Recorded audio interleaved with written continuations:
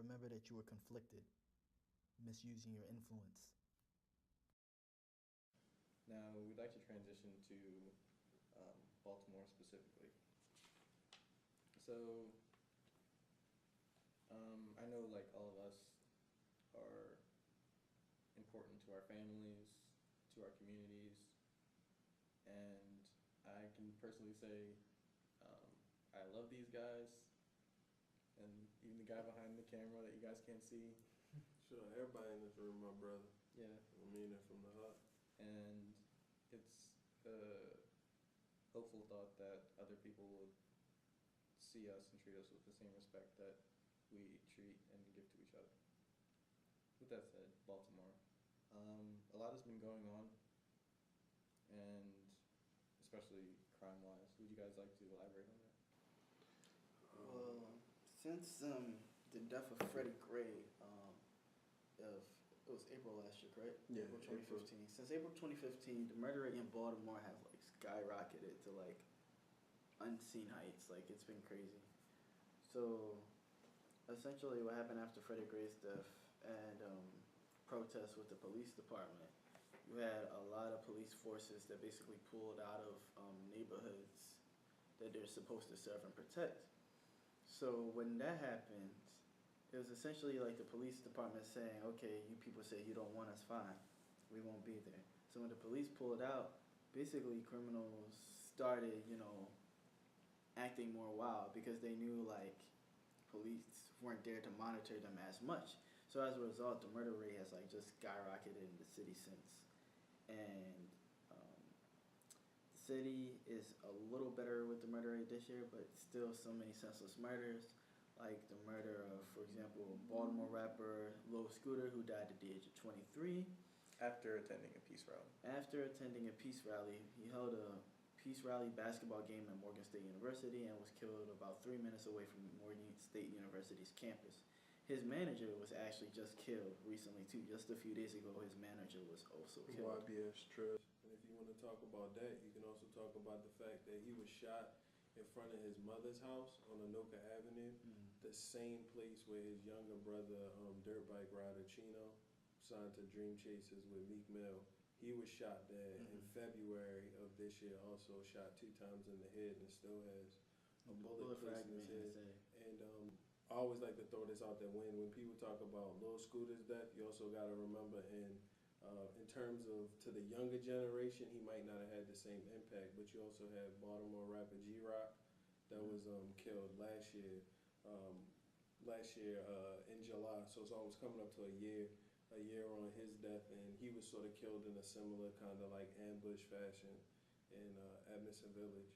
So there's definitely those big sort of rap celebrities in the city, or dirt bike celebrities, or people who are attaining some type of stardom, who are definitely gunned down and targeted.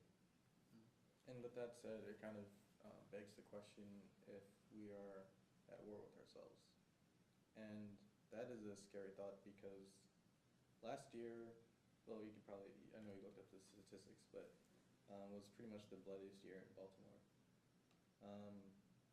With that said, no one nationwide, or even Baltimore as much, is really talking about it compared to, the other police officer caused deaths, which is really bad, because if you look at it from, a concept of Turing instability, which, we learned about, is that if you have one general, for example, it's usually like a graph or a diagram or something, but if you have one component of something that impacts the system as a whole, so you consider police officer caused deaths, you consider, I guess you could say black on black crime. If you look at the way people react to an officer as they're killing a black person, which occurred, at least once in Baltimore on a grand scale. Everyone talked about it, everyone knew about it. But if you look at these deaths individually, the fact that they don't have the same impact says a lot. That we don't value a death caused by each other as much as we value a death caused by another person.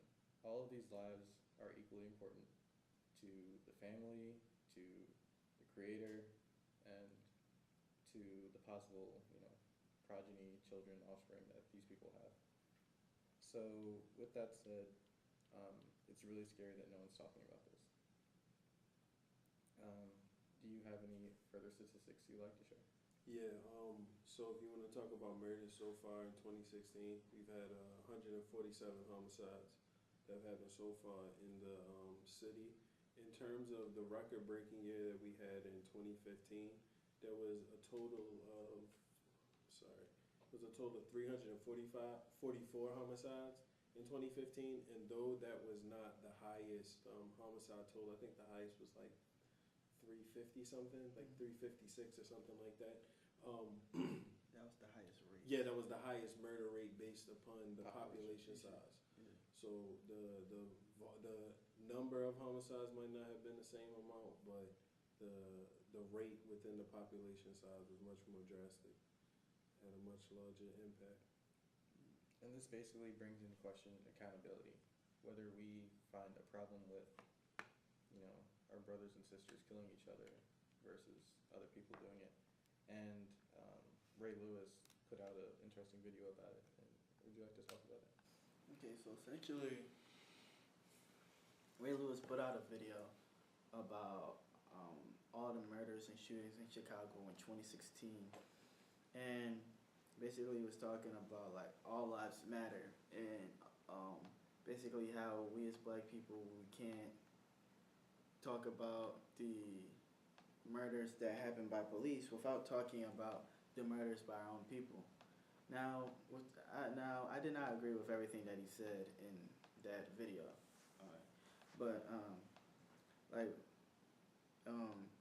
from his perspective, I guess he's not trying to say all lives matter as in just like not problems with like black people, or like not that like us black people, we have more issues against us than other races. I don't think that's what Ray Lewis was trying to say at all. Unfortunately, I feel like that part of his message was misconstrued. Because honestly, if you look at like people that have done a lot in Baltimore with charity, Ray Lewis has done more than any athlete, like period. Like Ray Lewis has done a ton. I can argue that he's probably done more for like the people of Baltimore. I can argue Ray Lewis has done more than Cal Ripken. I can argue he's done more than like a Joe Flacco. Like the way Ray Lewis has been in the streets and also helped with other organizations like the Institute of Human Virology in downtown Baltimore, with helping with like awareness of like sexual safety and HIV and AIDS. Ray Lewis has actually done a lot, which he doesn't get credit for. I think one thing that was disturbing to me about the whole Ray Lewis situation was because Ray Lewis was using actual statistics to support his cause. He wasn't just like talking out of his butt. Like he was like using like actual like stats and facts. What disturbed me was that like how people were trying to get on Ray Lewis for saying like we as black people should stop murdering each other by bringing up the old murder case with him from year 2000. Now there's numerous things wrong with that, in my opinion. I think it's hypocritical for people to get on Ray Lewis for saying like we shouldn't murder people because of his past. Because if that's the case, then we shouldn't listen to a lot of other people just because of their past experiences. Just because Ray Lewis was involved, well, not even really involved, because he was there, like around the people where that person lost his life, doesn't necessarily mean that he should be dismissed with an opinion when it comes to murders. If anything, he should be someone that people should listen to because of his past experience, And my thing is that Ray Lewis, he wasn't coming at this from a negative place to like put people down. Like he wasn't coming from the perspective of Tommy Learn. He wasn't coming from the perspective of Bill O'Reilly. He wasn't coming from the perspective of Geraldo Rivera.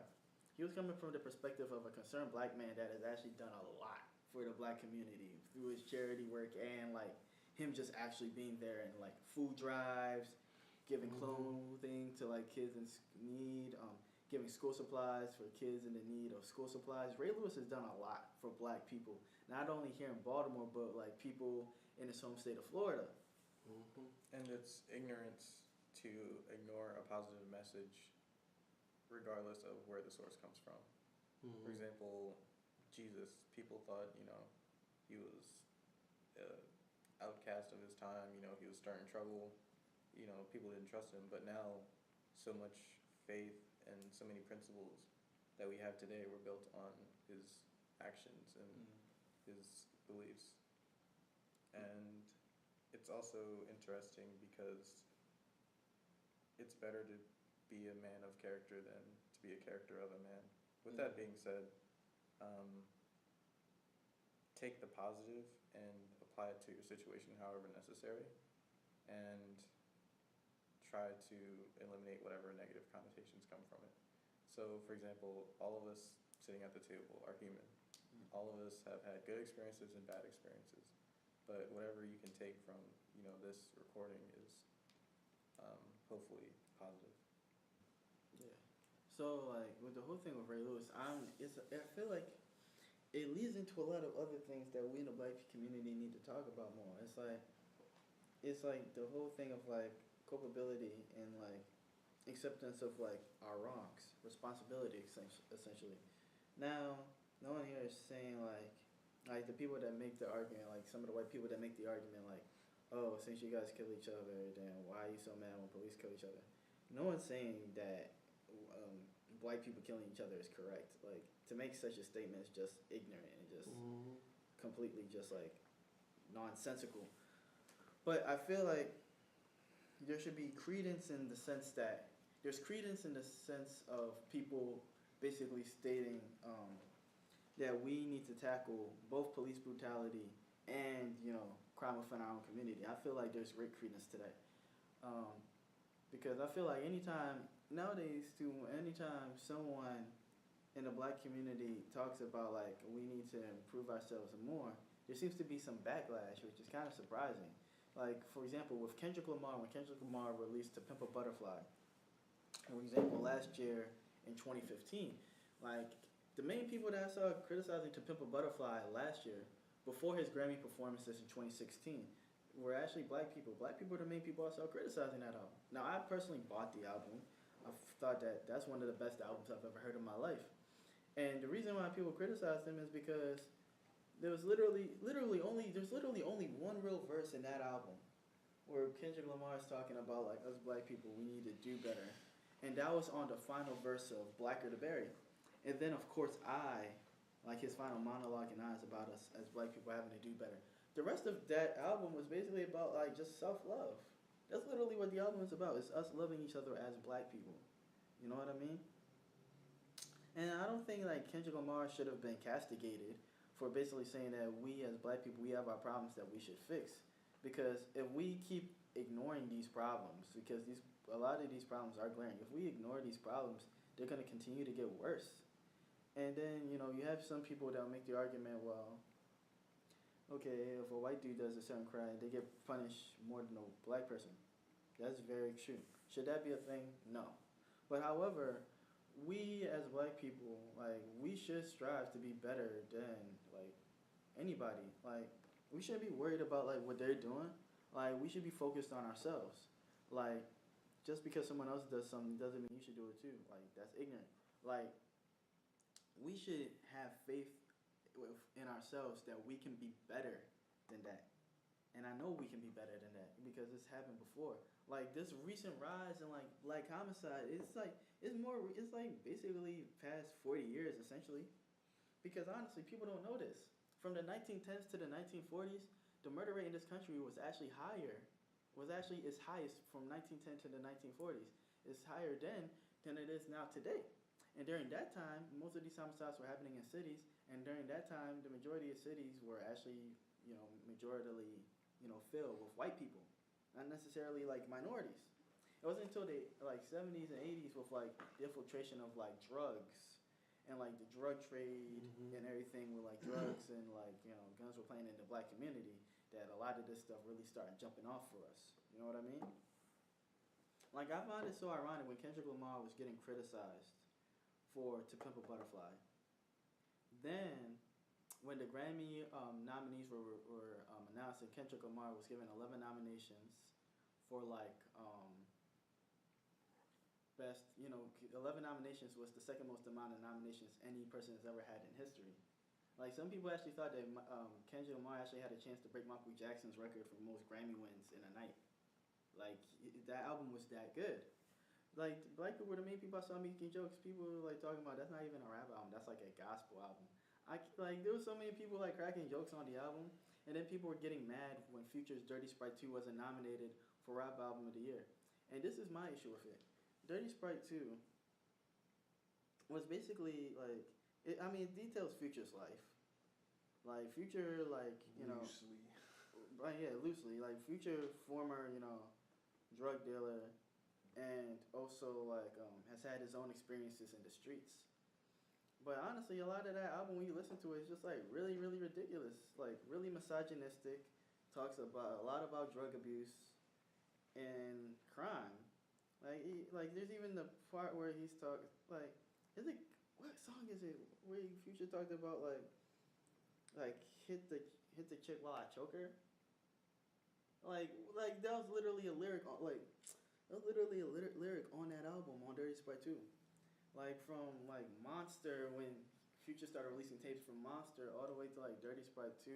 Like a lot of those songs were like really violent and stuff. And then you have black people that were arguing with the people at the Grammys. Like the Grammys have never been hip to our culture anyway. My real question is, why do you guys want that to be a representation of our culture? Like, so when they're picking Grammy Rap Album of the Year, why would you want that to be a nominee? Because there were a lot of people that were upset that Young Thug didn't get nominated. There were actually some people that were upset that Young Thug didn't get nominated for Rap Album of the Year. One, Young Thug didn't even release an album, so that was one. Two, with some of the stuff that Young Thug raps about, like, why would y'all want that to be a representation of our culture if you guys deem this a representation of our culture? Why would you want that to represent us? And with that being a representation of culture, what have your experiences been with, people around, where we work and go to school, listening to music like that? I feel like, here's the thing, I feel like, honestly, whether people want to admit it or not, music has like an influence on like the way you act and your mood. Mm-hmm. You look back in like the 60s and 70s, you had people like Marvin Gaye, you had James Brown, that were basically like, even the Jackson 5, these were people that were releasing positive music and they were showing how they were proud to be black. They were good examples on the outside. Even if like they had like their demons, behind closed doors. Like, James Brown had like things with like domestic abuse and everything. But like on the outside, he was still portraying positive imagery for black people. And Marvin Gaye with assessing culture, with what's going on and things like that. Yeah, and Marvin Gaye assessing culture with what's going on.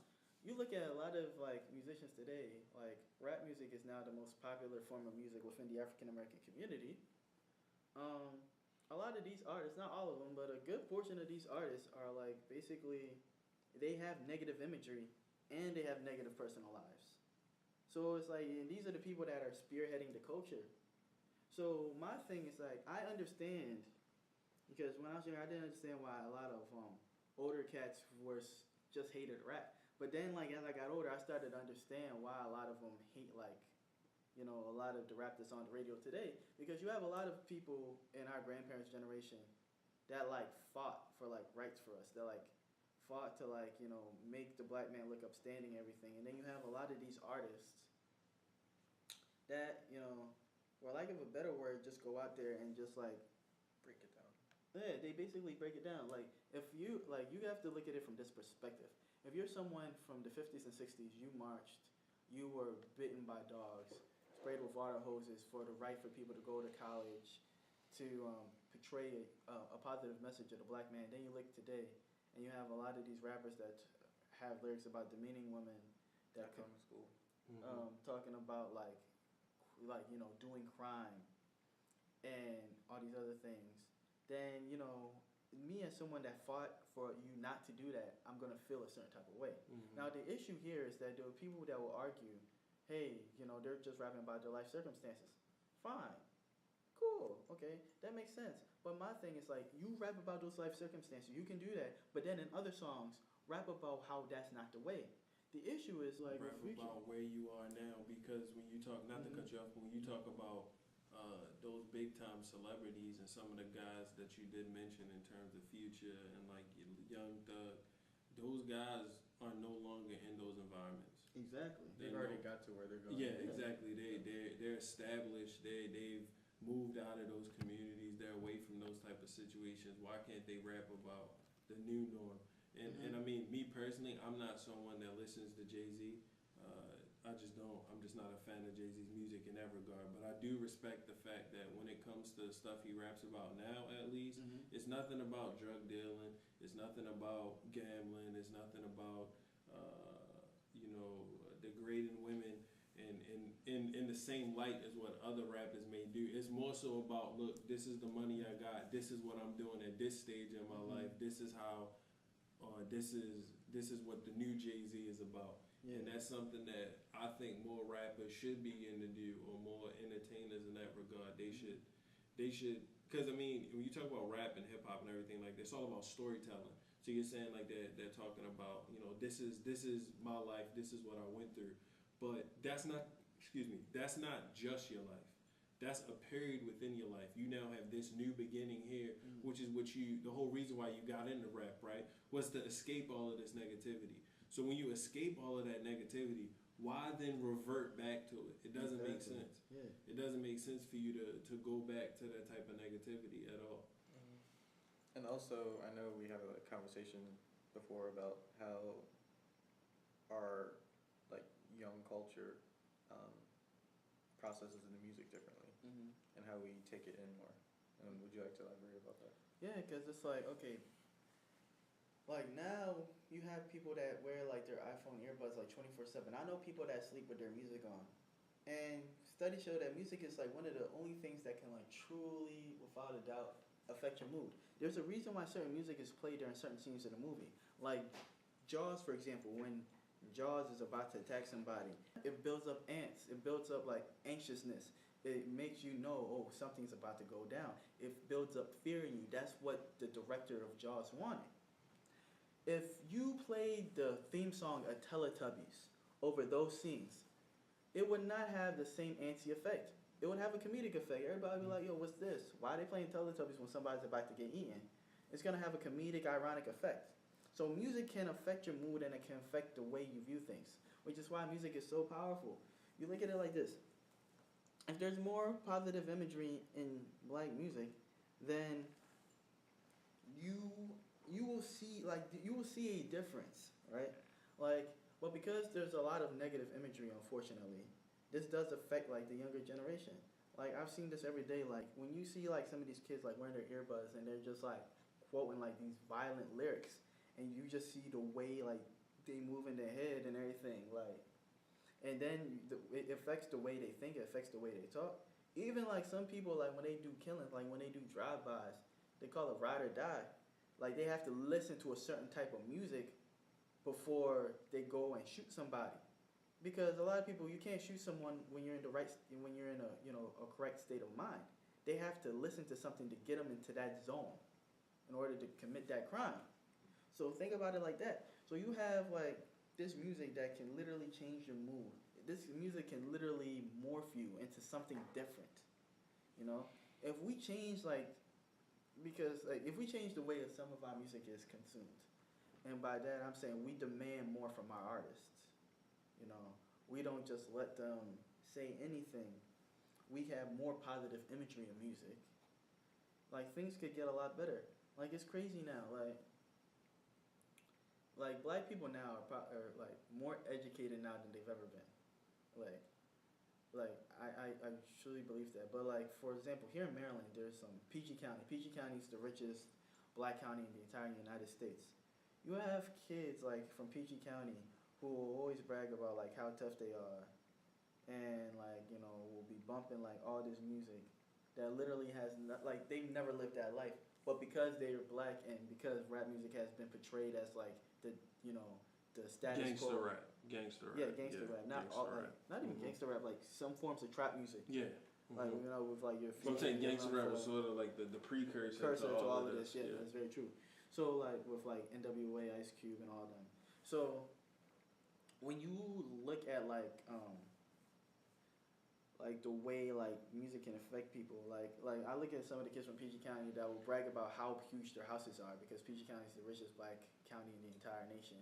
They will brag about how big their houses are and like how their backyards are like mansions, and then like they'll be the same ones trying to rep sets in DC, even though they've never been to DC. And one reason why they feel pressure to like rep these sets is because like street credits become something that's just looked at as cool, and that's real fact. Like, it's weird. Like, I don't feel like street cred is something that should like Be aspired to. yeah, Yeah, because there's so many people in the streets. Like, everyone like if you live in Baltimore, everyone has at least that one friend that is trapped before.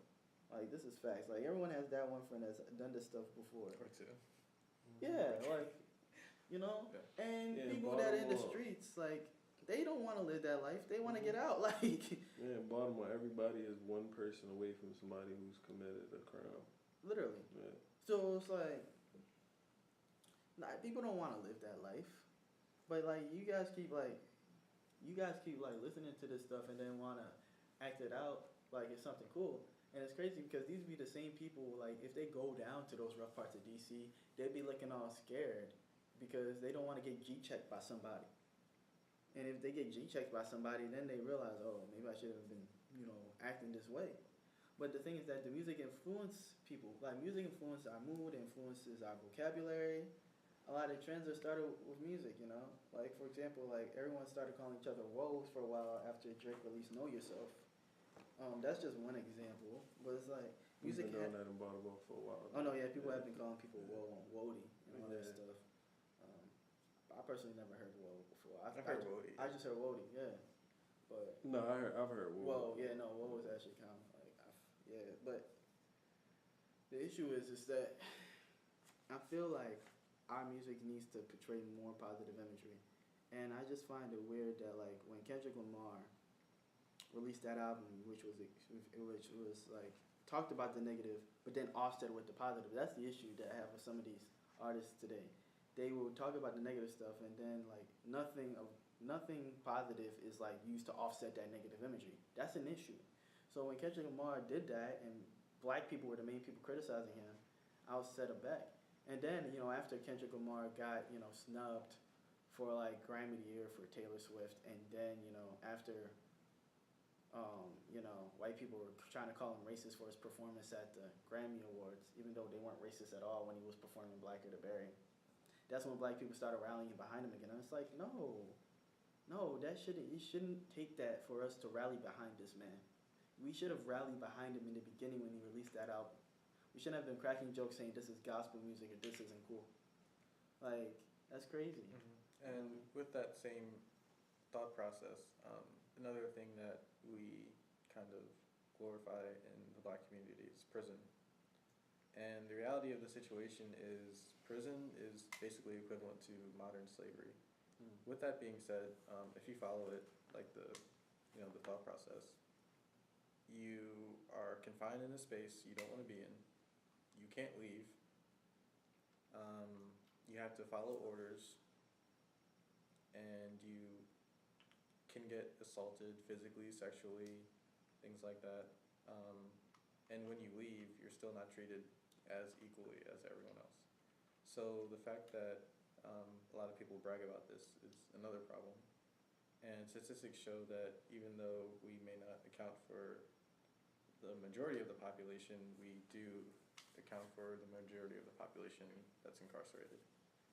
And also, we can legitimately argue that a lot of people don't deserve to be there. There's a lot of false imprisonment, and there's a lot of discrimination as far as, clearing people's names and being put into situations that they may be not even connected to.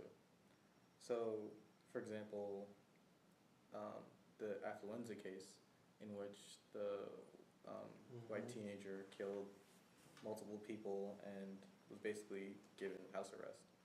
Now, with the same thought process, the judicial system would not take into account that someone could be too poor, or I guess struggling through hardships too much to understand what they're doing, which is pretty much the antithesis of the affluenza case. So, and even though like that's clearly understood because people do have to do certain things to survive, the book by Victor Hugo, Les Mis, talks about the same thing. Like, a man stole to survive, and was imprisoned unjustly for an extended period of time. But people don't see that problem in the black community as being the same thing and holding the same equivalence. So with that being said, a lot of people that are forced to do crime are simply given the lifestyle that they've been born into, unfortunately. And the fact is that as a culture, we have so much more potential to do things with our gifts. For example, gang members and drug dealers do. They do a lot of organization, a lot of financial accounting, and you get where I'm going with this? No, yeah, what I know. So basically, these same people could be running corporations, could be running government. Is that fashion? Yeah. And it's not fair for other people to judge them when they haven't walked in the same shoes, and even criticize them for being in situations that other people have never even thought of being in. And also, we also need to keep in line with legislation too, because people do deserve second chances and even third chances, because they've obviously served their time. They've done their penance to society for whatever they did, and we need to look out for those people as well. In addition to self-destruction, I like to, we talked about it earlier, but kind of bringing the idea of the rioting. So, there's Baltimore in '68 after King died. Yeah. There's LA '92, Rodney King, with Baltimore 2015. You had LA in '65, the Watts riots with Fry. And Fry prior to the King incident. yeah, and the problem with these riots is that we destroyed our own communities more than any other structures in society that could have potentially made a difference. And people don't see why people riot, but it's pretty obvious because in physics we learn that energy is conserved, and when these things happen, the energy has to go somewhere. So it's not undeniable that we are frustrated and other people are frustrated because they're being treated unfairly and they have so much negative energy going on. But honestly, we can do better.